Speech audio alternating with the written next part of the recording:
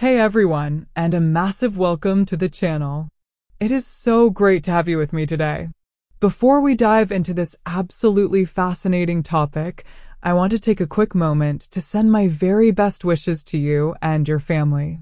Wherever you are in the world, I truly hope you are happy, healthy, and taking good care of yourself. Now, let's get started on a journey to a very special hill in a very special country. So, we're talking about the longest place name in the world. And just to get it out of the way right at the beginning, because I know you're curious, here it is. Now, please don't feel you have to remember this. Just listen to the beautiful rhythm of it. The name is Taumata Whakatangi Hanga Koao Tamatea Turi Pukaka Pikimanga Horonuku Pokai Whenua Kitanatahu. Isn't that something? It just flows and flows. It's a name from the Māori language, the language of the indigenous people of New Zealand, and it belongs to a hill. Not a massive mountain, but a hill, which I think makes it even more charming. This hill is located near the town of Porangahau, on the east coast of the North Island of New Zealand, in an area known as Hawke's Bay. The landscape there is beautiful, rolling green hills, farmland, and a coastline that stretches out to the vast Pacific Ocean. It's a peaceful, rural place, and right there, nestled in this scenery, is a hill with a name that is a whole story in itself. For the local Maori people, and for all of New Zealand, this name isn't just a quirky world record.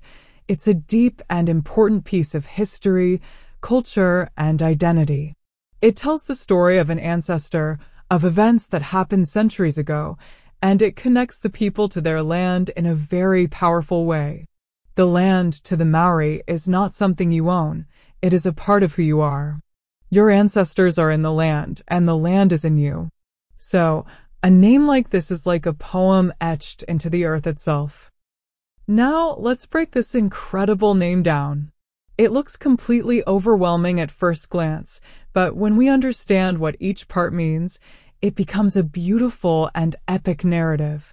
The name is often shortened for everyday use to Taumata for simplicity, which is perfectly fine, but the full name holds the magic. It tells the story of a man named Tamatea, who was a famous chief and explorer. He was the captain of a large canoe, or waka, that traveled around the coast of New Zealand in the times of the Great Migrations. The story goes that Tamatea was involved in a great battle there, a battle in which his brother was killed. Overcome with grief, Tamatea stayed on that hill for a long time. Every morning, he would climb to the summit and he would play a koao for his lost brother. A koao is a traditional Maori flute, often made from bone or wood, and its sound is very haunting and sorrowful. So, the name describes this entire scene. Let's go through it piece by piece. Taumata means the summit or the brow of a hill.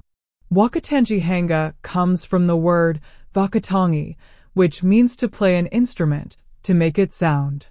Koao is that flute. O means of.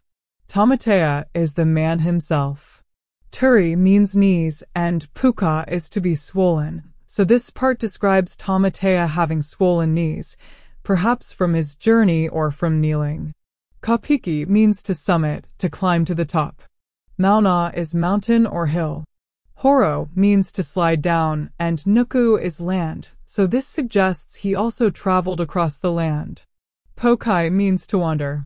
Whenua is a very important word meaning land, country, or also placenta, showing that deep connection of people to the land of their birth. Kita is another word for to be swollen, and nada is to be parched or dry, perhaps referring to his efforts. And finally, hu is a sound, like a sigh or a gasp, perhaps of exhaustion or emotion.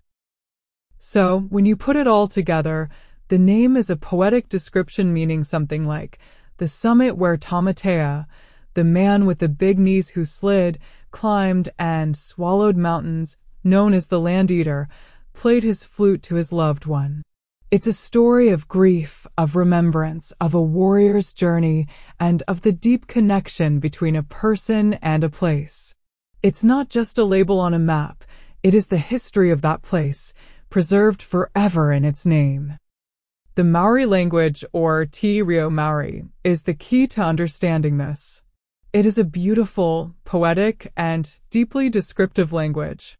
Unlike English, where we often have separate words for things, Maori words can be built up from smaller parts, creating these long, compound words that tell a whole story. It's a language that is very connected to the natural world, to genealogy, and to spirituality. For a long time in New Zealand's history, following European colonization, the Maori language was suppressed. Children were often punished for speaking it in schools, and it was in real danger of being lost. But thanks to decades of incredible effort and dedication by Maori communities and supporters, there has been a powerful revival. Today, Te Reo Maori is an official language of New Zealand, and there is a huge movement to learn it and use it, not just by Maori people, but by all New Zealanders. You hear it on the radio, on television news, and in everyday greetings. The respect for this long place name is a part of that revival. It shows a respect for the stories and the history that the language carries. It's a way of honoring the past and ensuring it lives on in the future. So, when people make the effort to learn about and try to pronounce this name, even if they don't get it perfectly right, it's a sign of respect for the culture and its incredible depth. It acknowledges that this is more than just a hill. It is a memorial, a storybook, and a sacred site. Now, you might be wondering, what is it actually like to visit this place? Well, it's not a huge, dramatic tourist attraction with crowds and ticket booths. It's a very low-key and respectful experience. If you drive out from the small town of Porangahau, you will eventually find a sign. And this sign is famous in itself. It's one of the longest place name signs in the world. Tourists love to take pictures next to it, trying to fit the entire name in the frame. It's a fun challenge. From the sign, you can look up and see the hill itself. It's a gentle, sloping hill, about 1,000 feet high, covered in grass. There is a walking track that leads up to the summit. As you walk up, you can try to imagine Tamatea all those centuries ago, making that same climb, feeling the weight of his loss and playing that lonely, beautiful music on his flute for his brother. The view from the top is stunning. You can see for miles over the countryside and out to the ocean. It's a place that makes you feel quiet and thoughtful. It connects you to a story that is hundreds of years old. People who visit often say it has a very special feeling, a sense of wairua, which is the Maori word for spirit or spirituality. It's not a sad place. It's a place of memory and honor. The local Maori community are the guardians of this story and this place, and visitors are encouraged to be respectful, to understand that they are walking on ground that is deeply significant. This one place name opens a door into the entire world of Maori culture.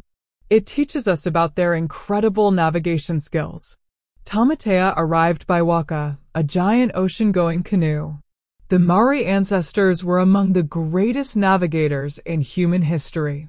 They sailed across thousands of miles of open Pacific Ocean, from their ancestral homeland of Hawaii to Aotearoa, which is the Maori name for New Zealand.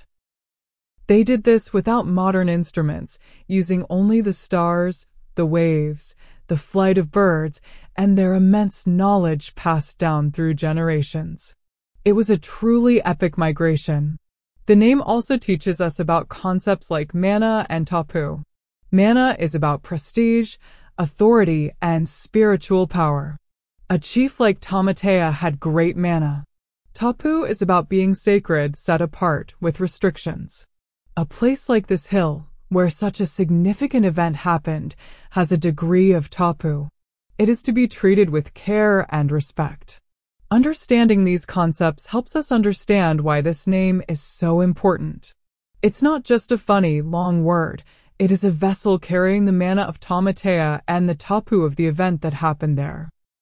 In our modern world, where place names are often simple and functional, like Main Street or Railway Avenue, this name from New Zealand stands as a beautiful reminder of a different way of seeing the world. It shows us that a place can have a soul. It can have a memory. It can tell a story that stretches back through time. The fact that New Zealand proudly uses this full name on official maps and signs is a wonderful thing. It shows a commitment to preserving and celebrating this unique cultural heritage. It invites everyone in the world to learn a little bit about the Māori people and their beautiful, story-filled language. So, the next time you hear about the longest place name in the world, I hope you remember that it's so much more than its length. It is a song, a story, a history lesson, and a sacred memorial, all wrapped up in one magnificent word from the beautiful land of Aotearoa, New Zealand. Thanks so much for watching, everyone. Take care of yourselves and each other, and I'll see you in the next video.